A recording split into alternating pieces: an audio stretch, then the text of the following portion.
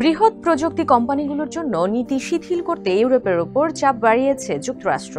মার্কিন বাণিজ্য সচিব হাওয়ার্ড লুটনিক বলেন, ইউরোপ যদি তাদের ইস্পাত ও অ্যালুমিনিয়ামের উপর আরোপিত মার্কিন শুল্ক কমাতে চায়, তাহলে প্রথমে বড় প্রযুক্তি কোম্পানিগুলোর জন্য করা নিয়মগুলো পুনর্বিবেচনা করতে হবে। ব্রাসেলসে মার্কিন ও ইউরোপীয় কর্মকর্তারা বৈঠকে বসেছেন জুলাই মাসে হওয়া বাণিজ্য চুক্তির বর্তমান পরিস্থিতি মূল্যায়নের জন্য। ওই চুক্তি অনুযায়ী যুক্তরাষ্ট্র ইউরোপের পণ্যের ওপর 15% শুল্ক নির্ধারণে রাজি হয়েছিল, যা পূর্বের আরোপিত শুল্কের তুলনায় কম। এর বিনিময়ে ইউরোপ যুক্তরাষ্ট্রের বিনিয়োগ বাড়ানো এবং আরও বেশি মার্কিন কৃষি পণ্য আমদানি বাড়াতে রাজি হয়েছিল।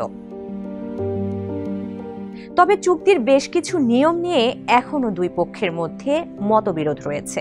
ইউরোপীয় দেশগুলো আশা করেছিল চুক্তির অংশ হিসেবে ইস্পাত ও অ্যালুমিনিয়ামের মতো ধাতু রপ্তানিতে মার্কিন শুল্ক কমানো হবে, কিন্তু যুক্তরাষ্ট্র এখনও এই ধাতুগুলোর উপর 50% শুল্ক আরোপ করেছে এবং শুল্ক আরোপের আওতাধীন পণ্যের তালিকাও আরও বড় করছে।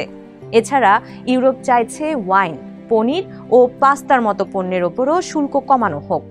এর আগে ট্রাম্প প্রশাসন ইউরোপের গ্রীষ্মমণ্ডলীয় ফল ও কফির ওপর শুল্ক প্রত্যাহার করেছিল।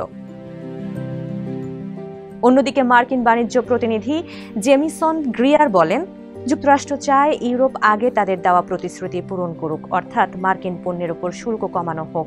এরপরই যুক্তরাষ্ট্র ইস্পাত ও অ্যালুমিনিয়ামের মতো ধাতুর রপ্তানিতে শুল্ক কমানোর বিষয়ে বিবেচনা করবে।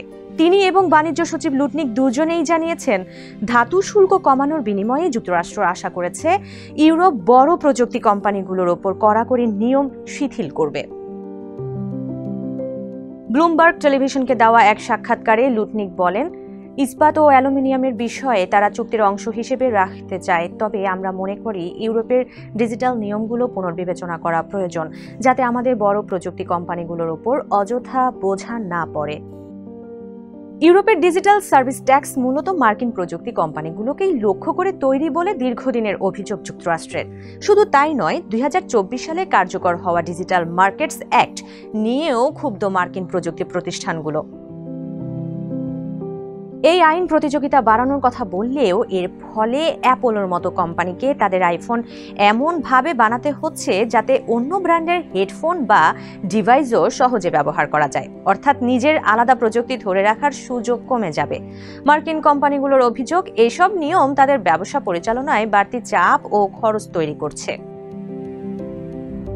2025 সালে ট্রাম্প পুনর্নির্বাচিত হওয়ার পর মার্কিন প্রযুক্তি সংস্থাগুলোর মনে করেছিল ট্রাম্প আগের মতো ইউরোপের কঠোর ডিজিটাল নিয়ম ও করের বিরুদ্ধে আরও জোরালো অবস্থান নেবেন। বাইডেন প্রশাসন এ বিষয়ে তুলনামূলকভাবে নরম থাকলেও ট্রাম্পের অবস্থান ছিল স্পষ্টতই ভিন্ন। তার মতে, ইউরোপের এসব নিয়ম মার্কিন প্রযুক্তি কোম্পানিগুলোর উপর অযথা বাড়তি চাপ তৈরি করছে। তবে ইউরোপ জানিয়েছে ডিজিটাল আইন নিয়ে কোনো আলোচনা হবে না। ইউরোপীয় ইউনিয়নের বাণিজ্য কমিশনার মারোস শেফকোভিচ বলেন, 24 নভেম্বরের বৈঠকে ডিজিটাল আইন নিয়ে কথা উঠলেও ইউরোপীয় ইউনিয়ন তাদের আগের অবস্থানেই অটল ছিল। এই নিয়মগুলো বৈষম্যমূলক নয়, এগুলো কোনোভাবেই মার্কিন কোম্পানিকে লক্ষ্য করে তৈরি হয়নি।